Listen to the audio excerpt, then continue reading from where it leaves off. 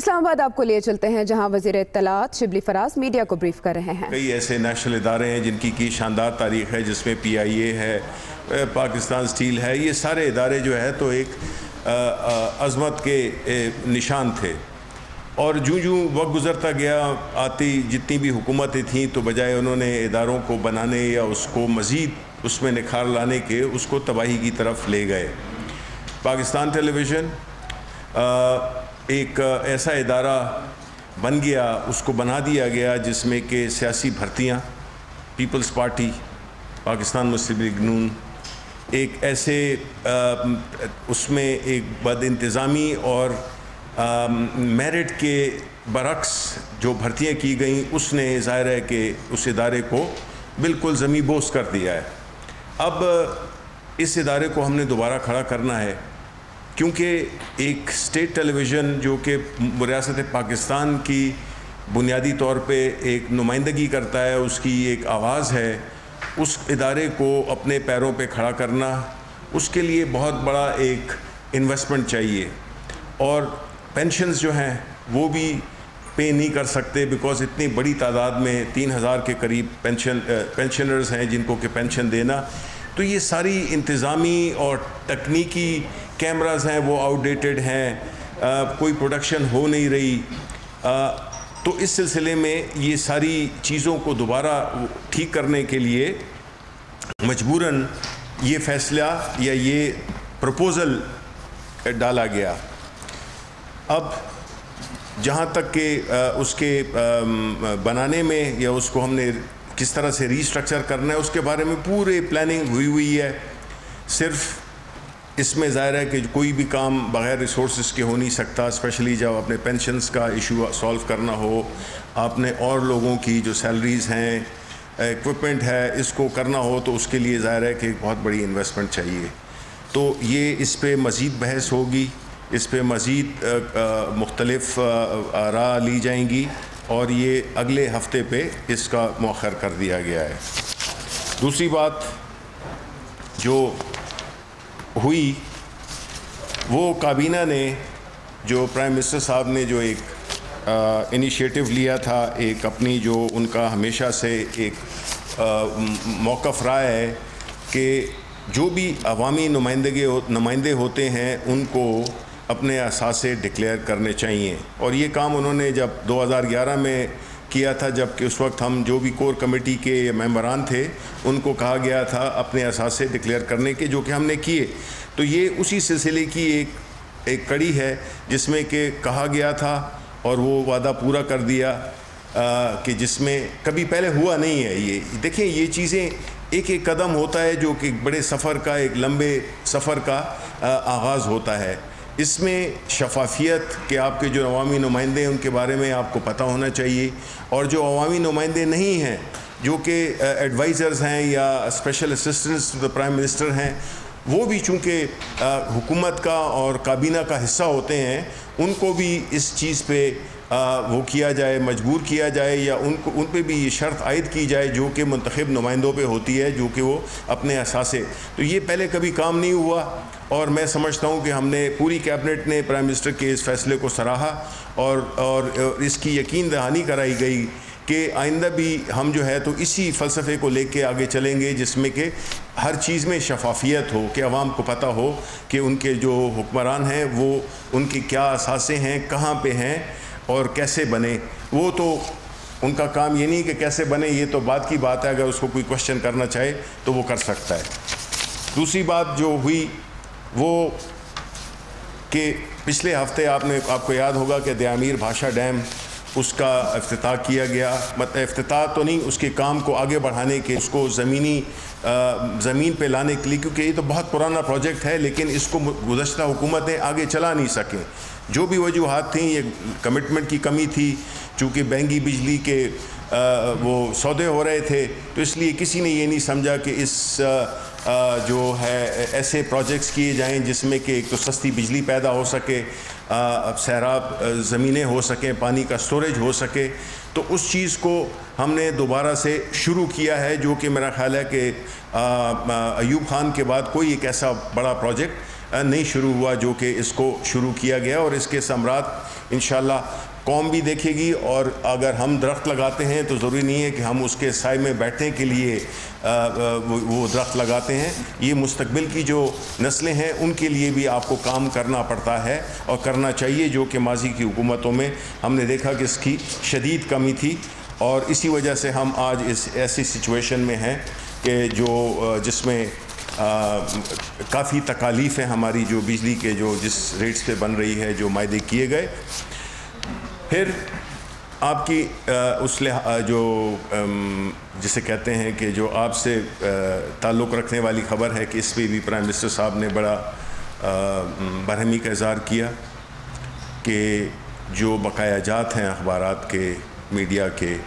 ان کو ابھی تک مکمل طور پہ کیوں نہیں پے کیا گیا. انہوں نے مجھے یہ ٹاسک دیا اور 1 ہفتے کا ٹائم دیا تمام منسٹریز کو کہ وہ اپنے جتنے بھی ان کے آؤٹ اسٹینڈنگ واجبات ہیں وہ پورے کریں گے، اور مجھے آپ رپورٹ دیں کہ اگلے ہفتے اگلی کیبنٹ میں یہ سارے پیسے جمع ہو جانے چاہیے. تو یہ ایک بڑی اچھی بات ہے. اب ان کو اس چیز کا احساس ہے کہ جو بھی بقایا جاتے ہیں وہ ضرور ملنے چاہیے. تو اس لیے میں یہ یقین رکھتا ہوں کہ اگلے ہفتے تک ہمیں جو بھی یہ پیسے ملیں گے ہم فوراً اس کو تقسیم کر دیں گے اپنے صحافی بھائیوں کے پاس. اس کا میکنزم ہم ابھی اس پہ بات کر لیتے ہیں. پھر جو ایک اور اہم بات جو کہ اس وقت اس پہ کافی میڈیا پہ بھی آ رہی ہے وہ ہے گندم، کہ گندم کی جو قیمت بڑھ رہی ہے آٹے کی، اس سلسلے میں پرائم منسٹر صاحب نے بڑی کلیئر طریقے سے اس پہ موضوع پہ جو متعلقہ وزارتیں تھیں ان سے پوچھا، فائنینس منسٹری سے، فوڈ سیکیورٹی اور جتنے بھی پلاننگ جتنے بھی تھے. اس میں آپ کو پتہ ہے کہ پرائم منسٹر صاحب ہر کیبنٹ ممبر سے اگر وہ چاہے تو کوئی بھی سوال تو وہ اس کو اجازت دیتے ہیں، اور ایک بڑی پارٹیسپیٹری، ایک بڑی، میرے لیے تو پہلا تجربہ ہے. میں اور کسی کیبنٹ میں شامل نہیں تھا یا اور حکومتوں میں، لیکن میرا نہیں خیال ہے پہلے تو وہاں پہلی حکومتوں میں کیبنٹ کے اجلاس ہوتے ایسے تھے جس طرح کہ کبھی کبھار جو ہے تو ہم جس طرح عید مناتے ہیں سالوں میں ہوتی تھی، مہینوں میں ہوتی تھی. تو چونکہ ہمارا ایک ریگولر وہ ہے تو اس سے ہماری ایک تو سارے منسٹرز پارٹیسپیٹ کرتے ہیں، اپنی سجیشنز دیتے ہیں. تو گندم اور آٹے کے بارے میں ہماری حکومت بہت ہی زیادہ اس کے بارے میں کنسرن ہے کہ آٹے کی قیمت زیادہ نہ ہو، اور جو گندم کی فراہمی ہے وہ بر وقت اور اس کی ترسیل میں کوئی بھی رکاوٹیں نہ ہوں. اس وقت جو ہمارے پاس جو کہ ایسٹیمیٹس تھے کہ جو 1 ملین سے 1.5 ملین ٹن کی جو ہماری کنزمپشن اور ہماری جو پروڈکشن ہے اس میں جو گیپ تھا، اس کے لیے بھی حکومت نے یہ اجازت دی ہے کہ پرائیویٹ لوگ بھی اور حکومتی بھی یہ امپورٹ کر سکتے ہیں اس گیپ کو ختم کرنے کے لیے. اور آلریڈی 3-4 لاکھ ٹن کی وہ ہو بھی چکی ہے، آرڈرز بھی پلیس ہو چکے ہیں. کیونکہ ہم یہ چاہتے ہیں کہ کسی طرح سے بھی کوئی جو وہ لوگ خاص طور پہ جو ذخیرہ اندوزی کر رہے ہیں، دیکھیں یہ ہمارے مذہب میں بھی اور ہمارے دنیا کے عام جو مسلمان ملک نہیں بھی ہیں، یہ اس طرح کی چیزوں کو ذخیرہ اندوزی کرنا سماج کی دشمنی ہے. تو اس میں لوگوں کا بھی فرض بنتا ہے کہ وہ نشاندہی کریں ایسے لوگوں کی جو اس کی ذخیرہ اندوزی کے مرتکب پائے جائیں. اس سلسلے میں سندھ حکومت سے بھی ریکویسٹ کی گئی کہ جو ان کو بھی جو امپورٹ کے لیے امپورٹ ہوتے ہوئے آئے گی تو اس پہ وہ جو راستے میں وہ جو ₹1.25 پر ٹن کا جو وہ لگاتے ہیں ٹیکس لگاتے ہیں، ایکسائز ڈیوٹی جو لگاتے ہیں، اس کو بھی ان سے ریکویسٹ کی گئی ہے کہ وہ اس کی چھوٹ دیں. کیونکہ مقصد اس وقت جو ہے تو صرف وہ نہیں کرنا ہے، عوام کو سہولت دینی ہے. تو یہ انکریج کیا گیا ہے پرائیویٹ پارٹیز کو بھی کہ اگر ان کو بھی اس کی امپورٹ میں کوئی بھی مراعات دی جانی چاہیے وہ بھی دینی چاہیے. کیونکہ بعض اوقات یہ بھی ہوتا ہے کہ باہر کے ملکوں میں قیمت مہنگی ہوتی ہے پاکستان میں کے مقابلے میں، تو ہمیں وہ بیلنس کریٹ کرنے کے لیے اگر کوئی مراعات دینی پڑے تو اس سے بھی ہم دریغ نہیں کریں گے. اور اس کو ہماری پوری ہر لیول پہ یہ کوشش ہوگی کہ جو خیبر پختونخوا ہے وہاں پہ اسمگلنگ کو بھی روکا جائے، اور جو پنجاب ہے، سندھ ہے، یہ سب جو ہے نا یہ ایک ہی ملک ہے، اور اس میں جو سپلائی اینڈ ڈیمانڈ ہے اس میں کوئی بھی ہمیں گیپ نظر نہیں آنا چاہیے۔ اس کے علاوہ جو ایجنڈے کی بات ہوئی تو اس میں جو ایجنڈا تھا وہ کابینہ نے cash management and treasury single account rules, management and treasury single account rule 2009 کی منظوری دی۔ یہ قانون بنیادی طور پہ کیا ہوتا ہے کہ جو سنگل ٹریجری اکاؤنٹ ہوتا ہے اس میں یہ ہے کہ پورے پہلے جو حکومتی ہوتے تھے اس میں ہر منسٹری کا، ہر ڈپارٹمنٹ کا، ڈویژن کا اپنا اپنا ایک اکاؤنٹ ہوتا تھا، تو وہ کئی دفعہ جو ہے تو وہ اس میں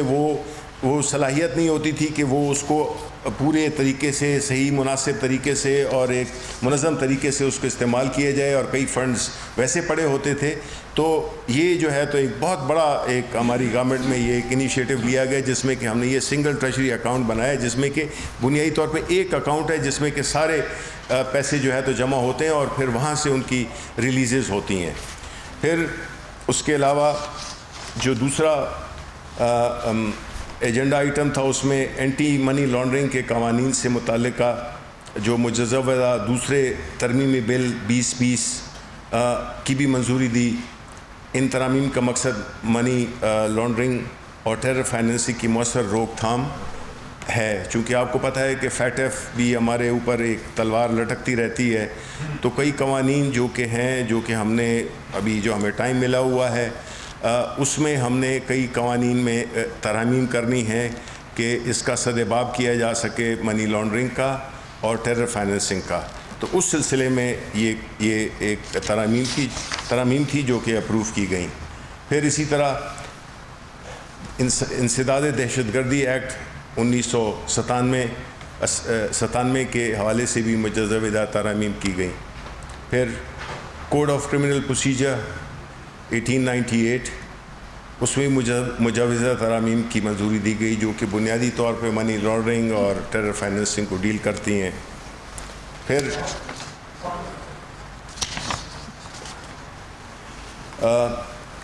قدرتی آفات اور دیگر ایمرجنسی کی صورتحال میں قومی سطح پر وفاقی صوبائی حکومتوں اور اداروں کے درمیان کوارڈینیشن کو منظم بنانے کے لیے national health emergency response act 2020 کے مجوزے کی منظوری بھی دی گئی۔ یہ بنیادی طور پہ جو ہم نے دیکھا ہے کہ جو کووڈ کے سلسلے میں چونکہ ہیلتھ ایک صوبائی سبجیکٹ ہے اور کئی ایسے ہیں کچھ جو صوبائی سبجیکٹس ہیں، تو اس میں کورونا وائرس کے سلسلے میں ہم نے یہی دیکھا کہ یہ تو NCOC اگر نہ ہوتی تو بڑا مشکل ہوتا کوارڈینیٹ کرنا یہ سارے اداروں کو، لاجسٹکس کو، اور شاید یہی وجہ ہے کہ ہم نے اتنی کامیابی کے ساتھ اس موذی وبا سے ہم نے بڑی اچھے طریقے سے وقت ثابت کر رہا ہے، دنیا کہہ رہی ہے، ہم خود بھی دیکھ رہے ہیں کہ ماشاءاللہ اللہ تعالیٰ کے فضل سے اور پرائم منسٹر عمران خان کی جو ایک حکمت عملی تھی جس پہ کہ ان کو بڑی کرٹیسزم ہوا، بڑے ان پہ پریشرز آئے، لیکن وہ ثابت قدم رہے اور وہ پالیسی کارگر ثابت ہوئی جو کہ بنیادی اس کا جو ستون تھے وہ یہی تھے کہ ہم نے زندگی بھی بچانی ہے اور ہم نے کاروبار بھی چلانا ہے۔ تو اللہ کا بڑا بڑا رحم ہے، لیکن ساتھ میں کہتا چلوں کہ عید الاضحیٰ آ رہی ہے اور اس میں ہمیں پھر بہت احتیاط کرنی پڑے گی، بیکاز پچھلی دفعہ بھی اگر اس سے بھی ہماری کم نقصان ہوتا اگر ہم گزشتہ عید پہ اگر احتیاط کرتے تو ہمارے فگرز اس سے بھی بہت زیادہ کم ہوتے۔ تو اب ریکویسٹ یہ ہے کہ جب آسانی بہتری کی طرف چیزیں جا رہی ہیں تو ہم دوبارہ اس کو میں بگاڑ نہ لائیں، اور وہ عید کے اس میں ہم پوری کوشش کریں کہ اپنے گھروں پہ ہی منائیں اور ہر وہ تدابیر اختیار کریں جو کہ اس وائرس کو پھیلنے میں وہ نہ دیں، نقصان نہ دیں۔ اس کے بعد جو وفاقی دارالحکومت کی حدود میں واقعہ وقف املاک کے بہتر انتظام نگرانی کے لیے وفاقی کا 20 لاکھ روپے جیسے کہ وہ گھر میں اپنا اس میں حصہ ڈالے گا اور 70% جو ہے یا 70 لاکھ کی اس کو فیسلٹی ملے گی لون کی، اور وہ باقی جو پیسے ہیں 70 لاکھ روپے وہ اپنے کاروبار میں بھی لگا سکتا ہے۔ ہمیں تو اب آج کل تو یہاں پہ یہی ہوتا ہے نا، اگر آپ کا 20 لاکھ روپے کا گھر خریدنا ہے تو جی آپ کو 20 لاکھ روپے ہی دینے ہوں گے، تو آپ کی جتنی جمع پونجی ہے وہ اس میں خرچ ہو جاتی ہے. تو اس سے ایک بہت بڑا ایک انقلاب آئے گا اس کنسٹرکشن انڈسٹری میں بھی، اور یہ جو گھروں کی اونرشپ ہے اس میں بھی بڑی تعداد بڑھے گی. تو اس میں کافی ہم نے وہ کر دیے ہیں، اور انشاءاللہ اس میں ہم اب اشتہار بھی چلائیں گے کہ عید کے بعد جو ہے تو اپنے بھرپور طریقے سے اس جو حکومت کا جو کہ اقدام ہے اس کو اسپیشلی گھروں کے اس میں اپنا پورا وہ اس سے فائدہ اٹھائیں. اور یہ ویسے بھی چونکہ اس کی جو لمٹ ہے جہاں تک کہ سورس آف فنڈز کا تعلق ہے تو وہ 31 دسمبر تک ہے، تو اس سے پہلے جو بھی لوگ ہیں وہ میری آپ کے وساطت سے درخواست ہوگی کہ وہ اس کو وہ کریں. اور جو ہم نے دیکھا بھی ہے کہ جو اسلام آباد کی جو آکشن ہوئی ہے اس میں بڑی گرمجوشی پائی گئی ہے، اور ہماری توقع سے زیادہ اس میں وہ ہوا ہے، لوگوں نے بڈ کیا ہے. اور پھر آخر میں احساس ایمرجنسی پروگرام کا رپورٹ پیش کی گئی، جس میں کہ پوری تفصیل دی گئی، اور پوری کابینہ نے، پرائم منسٹر صاحب نے منسٹری کو، ڈاکٹر ثانیہ نشتر کو، ان کی ٹیم کو مبارکباد دی کہ جس احسن طریقے سے بغیر اتنا بڑا اماؤنٹ جو کہ اتنے احسن طریقے سے تقسیم ہوا، جس میں کہ یہ بات کسی نے، ہمارے جو سیاسی مخالفین ہیں انہوں نے بھی اس کی شفافیت پہ کوئی اعتراض نہیں کیا. ایک دلچسپ بات جو میں آپ کو آخر میں بتانا چاہتا ہوں اسی احساس پروگرام کے اس سے، کہ ہمارے کیبنٹ میں کچھ کولیگز نے، ہمارے کچھ رفقائے کار نے یہ کہا کہ جی یہ پروگرام تو بڑے احسن طریقے سے ہوا اور اس میں بڑے پیسے بھی تقسیم کیے گئے، لیکن اس سے ہمیں کوئی سیاسی فائدہ نہیں ہوا. تو پرائم منسٹر صاحب کا جواب سننے والا ہے. پرائم منسٹر صاحب نے کہا کہ دیکھیں، ہر کام آدمی سیاست کے لیے نہیں کرتا، کچھ کام آدمی اللہ کی رضا کے لیے کرتا ہے، اس کے بندوں کے لیے کرتا ہے، اور اس کو سیاست کی نظر سے نہ دیکھیں آپ. اس سے ظاہر ہوتا ہے کہ عمران خان کس طرح کا سوچتا ہے، کہ وہ یہ کہہ رہے ہیں کہ ہم نے تو اس کو ایک عبادت کے طور پہ کیا ہے کہ اللہ کو اگر خوش کرنا ہے تو اس کے بندوں کو خوش کرو، اور اس سب سے وہ جو کہ اس چیز کو کہ مستحق ہوں، جو کہ غریب ہوں، جو کہ معاشی طور پہ کمزور ہوں. تو یہ ہے عمران خان کی سوچ. اور وہ تو ہم نے پہلے بھی دیکھا کہ چاہے وہ یونیورسٹی کی صورت میں ہو یا کینسر ہاسپٹل کی صورت میں ہو، جہاں پہ کہ 70% لوگوں کا مفت علاج ہوتا ہے. تو یہ اس کا جواب تھا جس کو سن کر پوری کابینہ آپ سوچ سکتے ہیں کہ کیا ان کا ریئیکشن ہوگا اور کیا ان کے دلوں سے گزری ہوگی. تو یہ اس کا ہائی پوائنٹ میرے نزدیک آج کی کابینہ کا یہ تھا، جس میں کہ پرائم منسٹر عمران خان نے یہ بات کہی کہ آپ اللہ کے بندوں کے لیے کریں، آپ سیاست کے لیے نہیں کریں. وہ سارے اللہ کے بندے ہیں، سیاست ہم اور چیزوں میں کریں گے، اور اگر ایسا ہوگا تو اللہ تعالیٰ برکت بھی ڈالے گا اور اللہ تعالیٰ ہم پہ اپنا رحم بھی کرے گا. تو بہت بہت شکریہ. یہ میں آخر میں یہ کچھ وہ ہیں ہمارے مجھے دیا گیا تھا APRNS کے جو وہ ہیں ان کے بھائی کا انتقال ہو گیا ہے، میں پڑھ دیتا ہوں. جی، وہ all Pakistan regional news paper society کے مرکزی صدر غلام مرتضیٰ جٹ صاحب کے بڑے بھائی چیف ایڈیٹر لاہور کی وفات پر دعائے مغفرت فرمائیں. روزنامہ مسافت لاہور. ٹھیک ہے جی.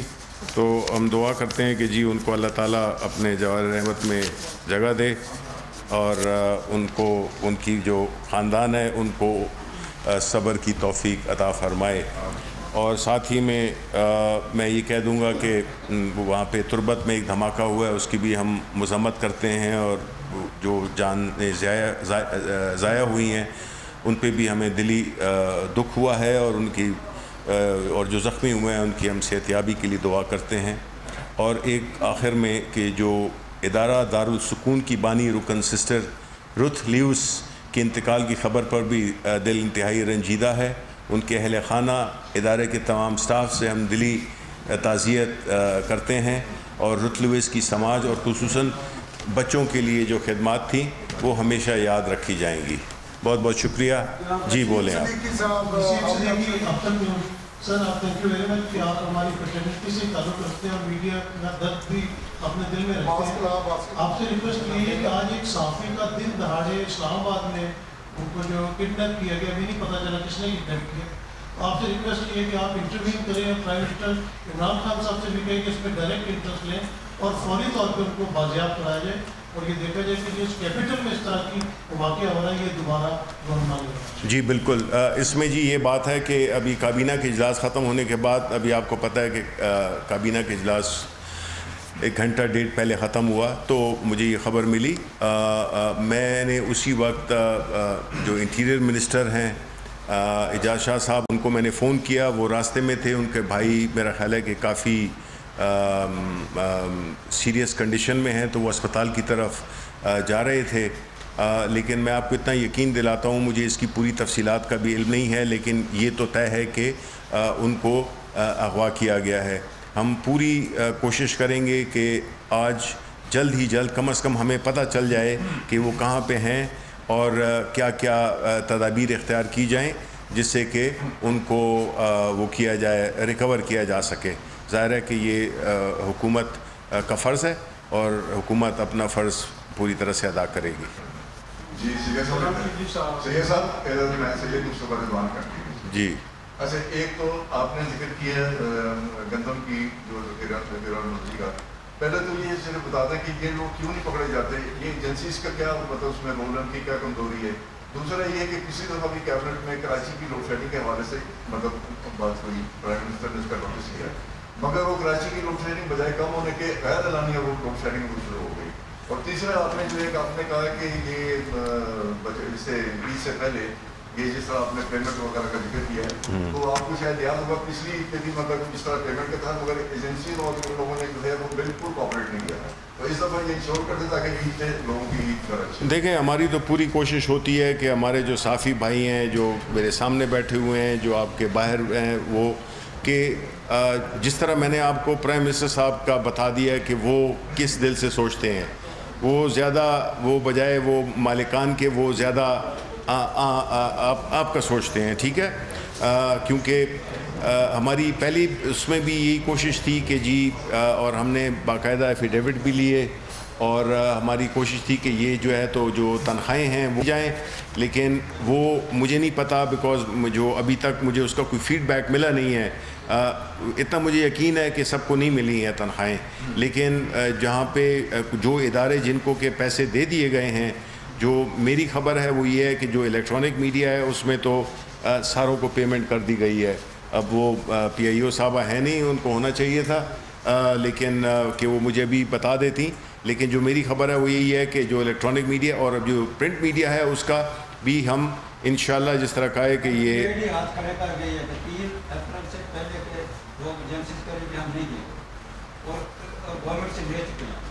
گورنمنٹ سے لے چکے ہیں. اب دیکھیں یہ تو اس کے بارے میں بھی ہمیں سوچنا پڑے گا کہ کیا ایسا طریقہ کار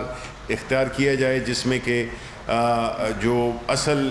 لوگ ہیں جس میں کہ جو کہ سیلریز ہیں اس کا کوئی اب طریقہ کار ویسے عام طور پہ ہم بنا رہے ہیں ایک ایسا پورا سسٹم کیونکہ اس میں بڑی کمپلیکیشنز بھی ہیں لیکن ہماری کوشش یہی ہے کہ ایسا کوئی طریقہ کار اختیار کیا جائے کہ جس میں کہ یہ ان کے اس پہ ہمیں نہ چھوڑیں ان کی مرضی پہ ہم نہ چھوڑیں کہ وہ ان کا دل چاہے تو وہ دے دیں یا دل نہ چاہے تو نہ دیں. تو ایک ایسا میکانزم اس اور باقاعدہ ایک قانونی طریقہ ہم بنا رہے ہیں جس میں کہ کم از کم یہ چیزیں نہ ہوں اور جو امپلائیز ہیں ان کو ان کی تنخواہیں مل سکیں. جی دیکھیں لوڈ شیڈنگ کا جہاں تک تعلق ہے اس میں جو کراچی الیکٹرک کا وہ وزارت توانائی اس کی مختلف اوقات میں اس کی ایکسپلینیشن دے چکی ہے. اس کا جو کراچی الیکٹرک ہے اس کے مسائل ظاہر ہے کافی پیچیدہ ہیں اس میں مینجمنٹ کے بھی ایشو ہیں اور ابھی تو اس وقت آپ کو پتہ ہے کہ وہ تو ابراج گروپ کے پاس ہے بھی نہیں اس کو تو لیکویڈیٹرز ہینڈل کر رہے ہیں. تو ہماری تو کوشش یہی ہے کہ جو لوڈ شیڈنگ ہے یہ ختم ہو. فرنس آئل ہے اس کی وہ بھی پہنچ گیا ہے تو میں یہ سمجھتا ہوں کہ اگلے 1-2 روز میں یہ جائے گی. جناب شبلی صاحب یہ ہے کہ موجودہ صورتحال میں حکومت کو پہلے ہی کافی چیلنجز درپیش تھے कोरोना की वजह से 100 नए किस्म की चैलेंजेस उसमें मजीद शामिल हो गए, 100 मुख्तलिफ शक्लें हैं जी। तो इनसे मुकाबला करने के लिए अब जहाँ इस्लाहात ला रहे हैं, एहतसाब का अमल काबिल तहसीन है, वहाँ ज़रूरत है कि फौरी तौर पे मुआशी इस्लाहात और एमनेस्टी बिल लाया जाए और उसको फिर फौर असम्बली से पास कराया जाए, क्योंकि इस वक्त मुआशी रिलीफ की बहुत शदीद ज़रूरत है, ये बैकबोन है। तो बाकी दीगर जैसे आप और कामों में दिलचस्पी ले रही है आपकी हुकूमत, वो काबिल तहसीन अमल है, एहतसाब का अमल भी बहुत अच्छा है, तरक्याती अमल जो है वो भी जारी है, लेकिन इसके साथ साथ मुआशी इस्लाहात अशद ज़रूरी है। बिल्कुल जी, वरना ये बाकी चीज़ें बेसूद रहेंगी। नहीं दुरुस्त कहा आपने। देखें, मैं ये ज़रूर कहता चलूँ कि जो कोरोना की वजह से, आपने दुरुस्त कहा, कोरोना की वजह से जो मसाइल पैदा हुए हैं, वो उसका कोई हिसाब ही नहीं है, लेकिन साथ ही साथ में हम अल्लाह के शुक्रगुज़ार हैं और हम अपने प्राइम मिनिस्टर के भी शुक्रगुज़ार हैं कि उन्होंने हमें जो हमारी जो रहबरी की वो बड़े अहसन तरीके से की, क्योंकि ये नुकसान मज़ीद बुरे हो सकते थे अगर हम अपने हमसाया मुल्क को, दूसरे मुल्कों में हम देखें तो वहाँ पे तो बिल्कुल ज़मीन बोस कर दी है पूरे माशरों को, पूरी इकोनॉमीज़ को। अब जो ये प्राइम मिनिस्टर साहब का जो ये इनिशिएटिव है हाउसिंग का, देखें इकोनॉमी रिवाइव तभी होती है जब उसमें इकनॉमिक एक्टिविटी हो, और कंस्ट्रक्शन एक ऐसी इंडस्ट्री है जो कि अपने साथ 50-60 इंडस्ट्रीज़ को भी लाती है, कैपिटल इंटेंसिव भी है, लेबर इंटेंसिव भी है। तो ये अगर पूरे मुल्क के पैमाने पे ये अगर हो जाए तो इससे बड़ी चीज़ें इकोनॉमी को किक स्टार्ट करने के लिए हमेशा रियल स्टेट कंस्ट्रक्शन ने बहुत बड़ा रोल अदा किया हर मुल्क में। तो हम ये समझते हैं कि ये भी उसी सिलसिले में ये एक बहुत ही अहम वो होगा, एक स्टेप होगा जिससे कि इकोनॉमी जिसकी तरफ आप इशारा कर रहे हैं वो रिवाइव भी होगी, और इसके साथ साथ और भी जो इस्लाहात हैं वो हों, चाहे वो टैक्सेस की मद में हो या और कोई ऐसे इंसेंटिव्स हों जिस पे कि दिन रात काम कर रहे हैं। और प्राइम मिनिस्टर से वो बहुत ज़्यादा इस बारे में वो रहते हैं कि बुनियादी चीज़ ये है कि इकोनॉमी फंक्शनल हो। आज भी उन्होंने जिक्र किया था। सवाल ये है कि आपने कहा कि पाकिस्तान के अजीम इदारे ज़मीन बोझ हो गए,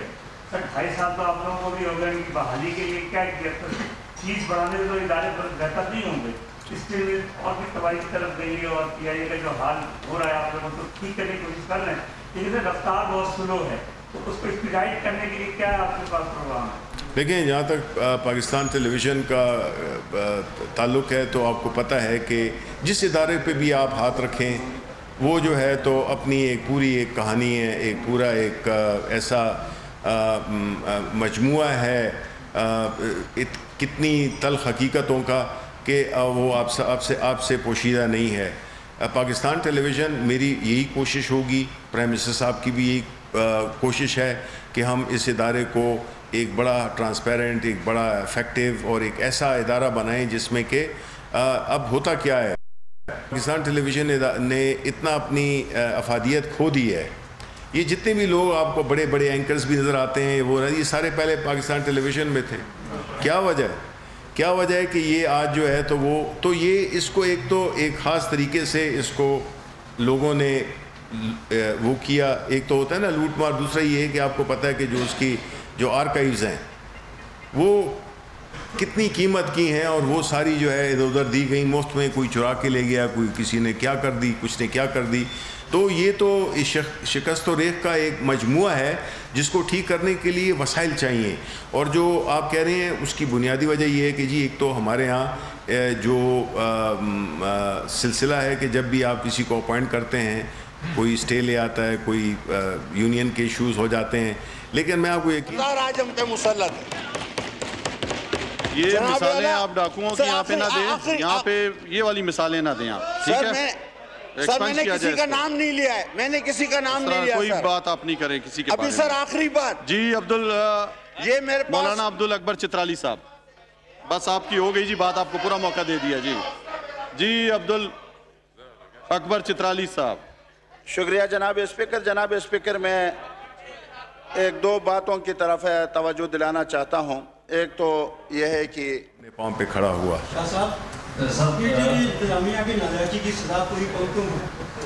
90% लोग तो टीवी नहीं देखते। देखें मैं आपको बता, हाँ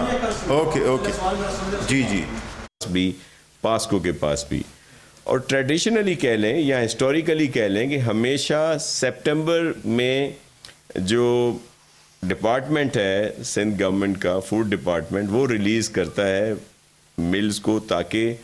जो रेट है वो स्टेबल रहें और आटा जो है लोगों को सस्ता मिले। इस वक्त हमें कहा जा रहा है कि आप अभी से रिलीज, ताकि जिन लोगों ने ज़ख़ीरा अंदोज़ी की है